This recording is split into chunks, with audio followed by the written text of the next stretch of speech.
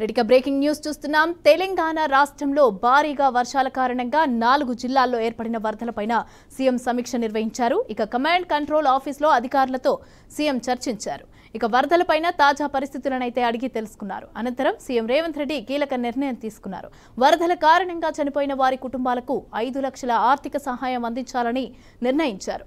అలాగే వరద ప్రభావిత జిల్లాలు ఖమ్మం, భద్రాద్రి కొత్తగూడెం, మహబూబాబాద్, సూర్యాపేట కలెక్టరేట్లకి తక్షణ సహాయం కోసం 5 కోట్లు మంజూరు చేశారు. ఇక వరదల్లో చనిపోయిన పశువులు, మేకలు, గొర్రెలకి కూడా పరిహారం పెంచాలని నిర్ణయం తీసుకున్నట్లుగా తెలిపారు.